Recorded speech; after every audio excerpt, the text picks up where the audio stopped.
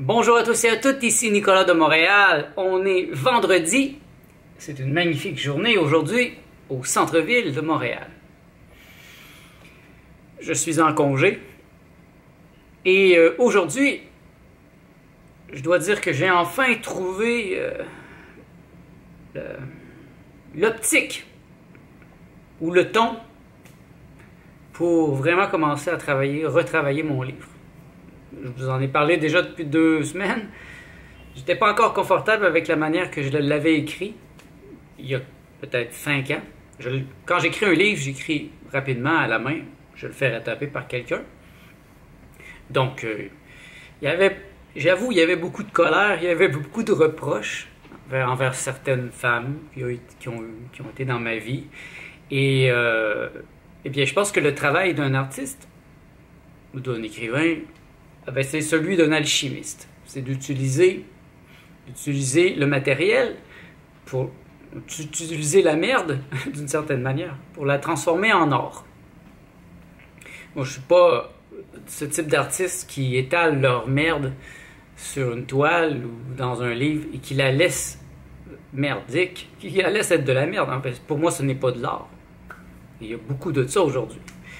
Non, je pense que le travail d'un artiste, c'est un travail de transformation alchimique.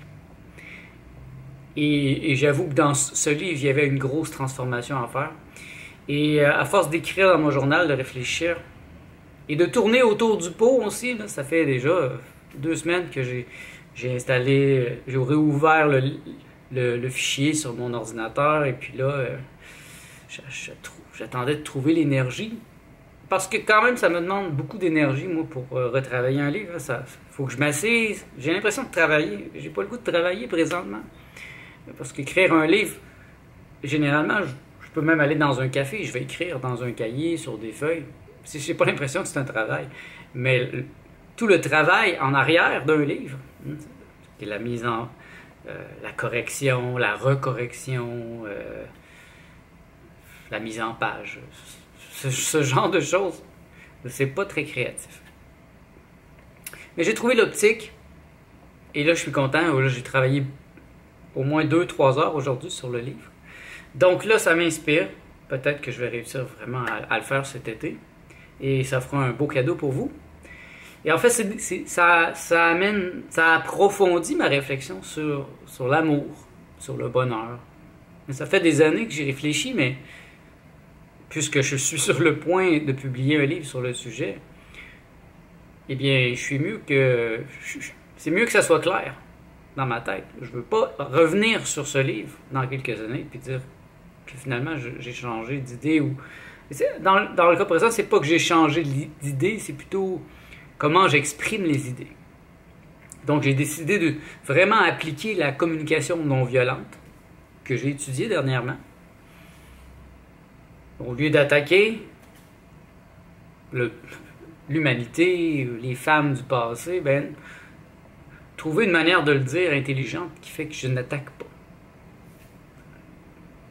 Je n'attaque pas, je ne me défends pas, je décide du sens. Voilà où réside la sagesse. Et aussi, j'ai décidé d'utiliser le jeu. Moi, il y a quelque chose que je n'aime pas, qui m'irrite au plus haut point. C'est l'utilisation excessive du « on ».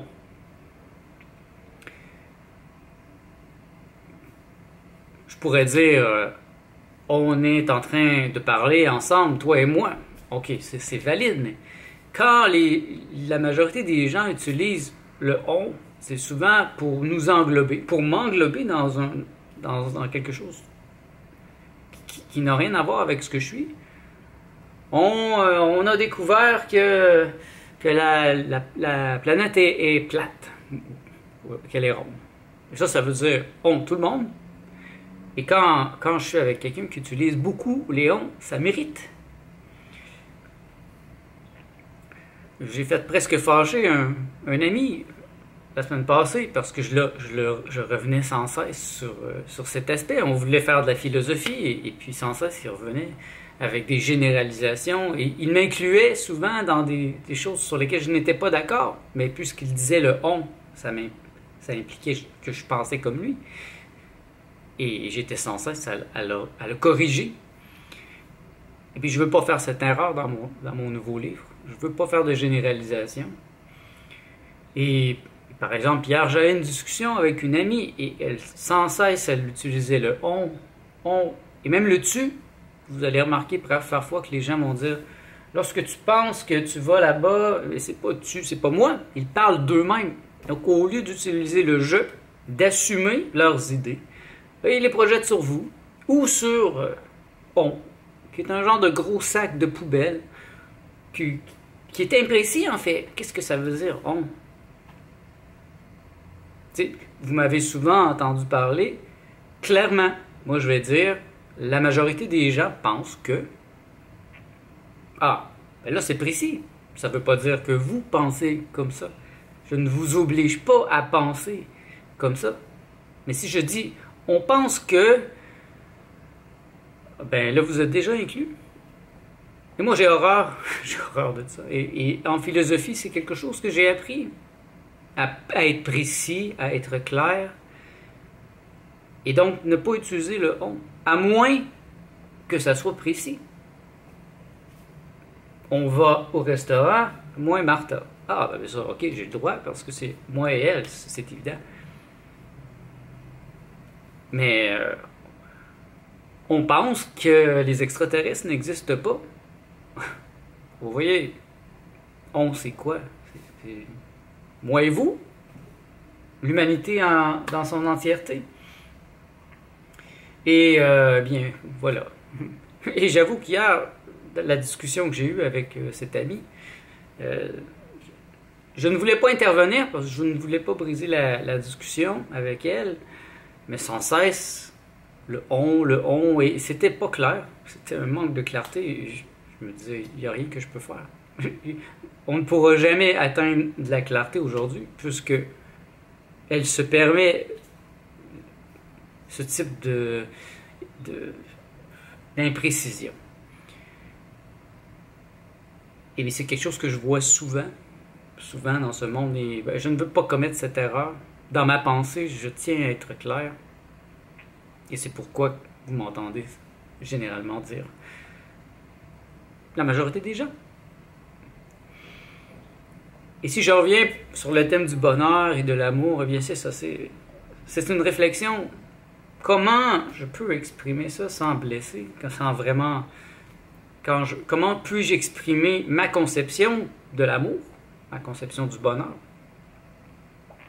Parce que je suis souvent dérangé, je dirais même blessé, mais c'est jamais c'est jamais de la mauvaise volonté de ma part. Je suis fort, c'est tout.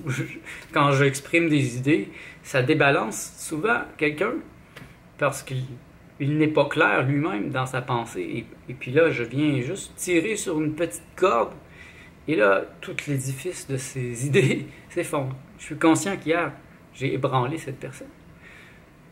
C'était pas mon intention. Mais à un certain point, j'en aurais été rendu à ne plus être moi-même si je n'avais pas été, moi, clair dans mes idées. Donc le bonheur, pour moi, est plus important que l'amour. Je sais que ça choque beaucoup de gens. Et quand Martha me pose souvent la question, est-ce que tu m'aimes? C'est une question que vous avez entendue souvent si vous êtes en relation amoureuse. Bien, à cette question, il m'arrive parfois de lui répondre, ce n'est pas la bonne question. La bonne question que tu devrais me poser, c'est, est-ce que tu es heureux avec moi? Parce que non pas aimer pour être heureux, mais être heureux pour pouvoir aimer. C'est la thèse de mon livre. Et donc, ça n'a pas vraiment d'importance que je lui dise que je l'aime ou pas. Parce que même si je l'aime, moi je suis en amour avec certaines femmes, mais elles ne me rendent pas heureuse du tout. Au contraire, elles ont contribué à rendre ma vie difficile à certaines étapes de ma vie. Mais pourtant, je suis encore en amour avec elles. Donc, pour moi, l'amour n'est pas la valeur qui fait que je vais être avec quelqu'un. La valeur qui fait que je suis avec Martha, par exemple, c'est que je me sens bien, que je suis heureux, je me sens en harmonie. Donc la prochaine fois que votre partenaire vous demandera « Est-ce que tu m'aimes ?» Répondez-lui comme ça, du tac au tac. C'est pas la bonne question. En vérité, tu devrais plutôt me demander « Est-ce que je suis heureux avec toi ?» Parce que si je suis heureux avec toi, alors je peux t'aimer vraiment. C'est un concept très difficile et encore hier, dans la discussion que j'ai eue, c'était pas clair. L'amour est un mot, l'amour est un peu comme le on, c'est un sac fourre-tout. Et chacun a un peu sa définition. Les religions ont créé une définition et il faut en arriver à définir c'est quoi. Il y en a qui vont dire Dieu est amour. Pour moi, non. Dieu est bonheur. Pour moi, l'amour est quelque chose qui entre dans la dualité. J'aime un objet, donc j'aime quelqu'un, ou je m'aime. Le je serait l'objet, hein? Mais je dois être en amour de quelque chose. Alors que le bonheur est non duel. Je suis heureux. Regardez la manière que vous phrasez. Je t'aime. Donc je aime un objet. Je suis heureux. On ne va pas dire je te suis heureux ou Non. Non, on dit je suis heureux. Bon, vous voyez, je fais l'erreur moi-même. Je dis que je suis heureux. Non, c'est facile de faire ce type d'erreur. Je dis que je suis heureux et ce bonheur est non duel. Et c'est pourquoi dans cette libération, et je pousse ça très loin, vous vous en doutez, ce bonheur dont je parle, c'est l'éveil, c'est l'illumination, la libération, rien de moins. Et quand je suis dans cet état, eh bien là, je peux aimer avec la vraie compassion. Et si je ne suis pas heureux, comment puis-je prétendre d'aimer? Ça n'a aucun sens pour moi. Si quelqu'un est malheureux, je vais lui dire, premièrement, commence par travailler ton bonheur. Construis une plateforme solide. Construis en toi une permanence. Trouve en toi ce qui est permanent. Et ensuite, eh bien là, tu vas pouvoir aimer, mais dans le vrai sens de la compassion. C'est-à-dire, je peux aimer les autres parce que ils ne me sont pas nécessaires. Les autres, autrui est un supplément. Je peux aimer plusieurs partenaires et je les laisse libres. Je n'ai pas besoin qu'ils m'appartiennent parce qu'ils ne sont pas la moitié de moi-même, ils ne sont pas mon âme sœur. Pour moi, ce sont des concepts un peu ridicules. L'âme sœur, comme si j'avais besoin de quelqu'un d'autre pour me compléter. Puis non, je suis complet par moi-même. Et ça, c'est un autre thème assez important de mon livre. Être complet par soi-même. Et j'ai rencontré beaucoup de femmes qui ont été très insultées par cet aspect de ma personnalité qui leur disait sans cesse, « Regarde, je n'ai pas besoin de toi. Tu ne seras jamais un complément. Tu n'es pas mon âme sœur.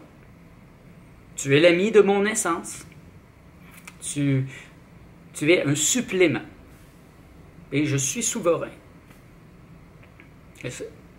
Le vrai bonheur, je parle du vrai bonheur ici, je ne parle pas du bonheur en montagne russe de la majorité des gens aujourd'hui qui sont sur les médicaments, qui ont des hauts et des bas, et qui vont manger du sucre et qui vont descendre, ils vont boire du café, ils vont remonter.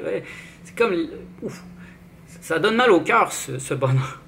Moi j'ai un bonheur qui est très très stable depuis des années, je dirais permanent même. Je ne peux pas me rappeler d'un moment où j'étais malheureux, vraiment. Parce que très jeune, j'ai trouvé ma passion.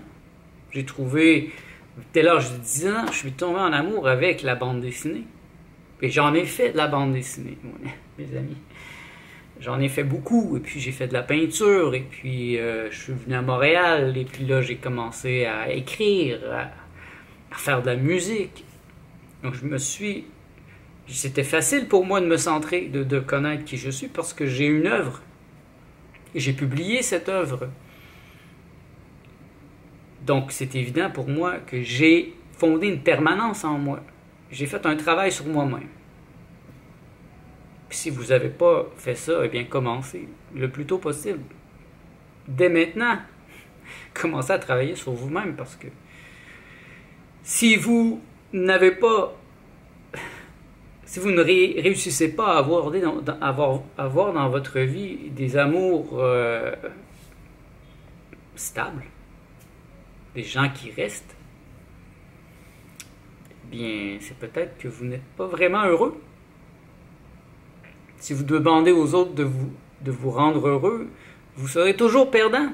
Parce que autrui, les êtres humains, eh bien, ça a des émotions, et ça peut partir, ça peut divorcer, ça peut mourir, de manière précoce même. Si ma compagne est le bonheur de ma vie, elle est mon âme sœur, et puis là, soudain, elle meurt du cancer de manière précoce, ou même tardivement, eh bien, je suis une demi, je suis à nouveau une demi, je suis la moitié d'un être humain. Et c'est toujours à refaire. Et si je ne réussis pas dans cette vie, ben je reviens dans la prochaine, et sans cesse, je refais cette erreur. Moi, je ne fais pas cette erreur. Je suis souverain, je suis complet par moi-même.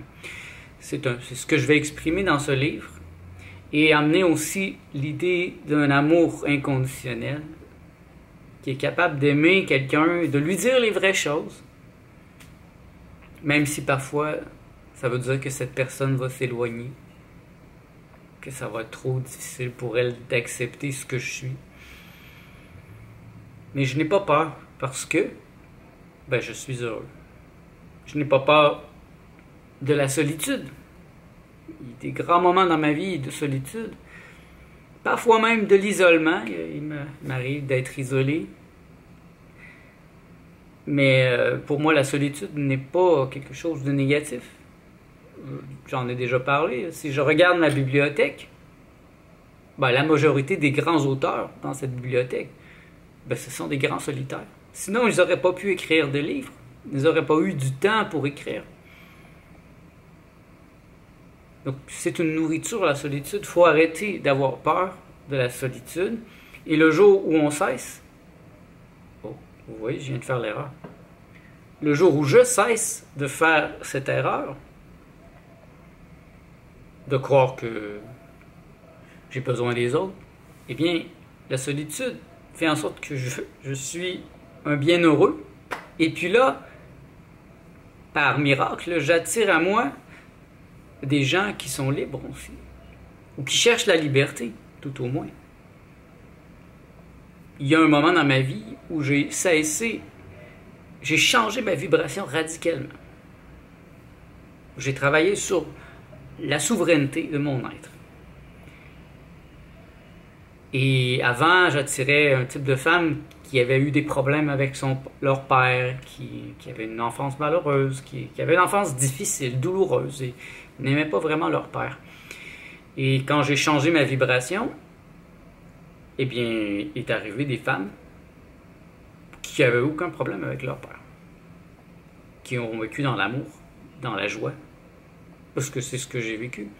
Et donc, la réalité s'est ajustée à ma vibration. Pour moi, ça c'est important, d'avoir des gens qui sont ajustés à ma vibration dans ma vie, surtout dans ma vie intime. Je ne voudrais pas mettre quelqu'un de très destructeur dans ma vie. Et j'en connais, je suis amoureux de certaines femmes que je ne laisserai jamais dans ma vie intime la plus proche parce qu'elles sont dangereuses. Ils sont désorganisés, ils n'ont pas d'amour d'eux-mêmes. Donc, ils ne peuvent pas m'aimer. Ils ne reconnaissent pas cet amour qu'on pourrait partager parce qu'ils ne sont même pas rendus au point où elles sont heureuses. Et ça, c'est un peu douloureux de croiser des gens qui ne réalisent pas la vraie relation qu'on pourrait avoir. Mais ça fait partie de la vie sur la Terre, je pense. Et j'accepte parce que puisque je les aime, puisque je suis fondé dans le bonheur, je peux les aimer telles qu'elles sont et je ne chercherai pas à les changer. Et si elles ne sont incapables de m'aimer pour l'instant, ou même dans cette vie, eh bien, ainsi soit-il. Je ne m'empêcherai pas de les aimer, parce que moi, je peux les aimer d'une plateforme solide, permanente, qui n'est pas dans la dépendance. Donc, vous voyez, c'est une réflexion assez intéressante, et je suis en train de m'animer. J'avais de la difficulté à m'asseoir devant l'ordinateur et commencer à retravailler le texte parce que ça demande beaucoup d'énergie mentale. Mais là, on dirait qu'il y a quelque chose, qu'il y a un déclic qui s'est fait cette semaine, surtout hier, aujourd'hui. Et là, ben, je m'y mets. Donc, je souhaite bien que d'ici la fin de l'été, j'aille terminer ce livre. Il me restera après à le faire vraiment corriger par quelqu'un qui peut corriger la grammaire. Mais je souhaite vous offrir ce livre qui sera intitulé « Être heureux pour pouvoir aimer ». Mais d'ici là, j'ai quand même plusieurs livres que vous pouvez vous procurer sur Amazon. Donc, je vous invite à vous procurer mes livres sur Amazon ou sur mon site internet. Puis, si vous avez des questions, des commentaires, des suggestions, ça va me faire plaisir d'y répondre. Merci d'être à l'écoute. On se revoit dans le prochain vlog.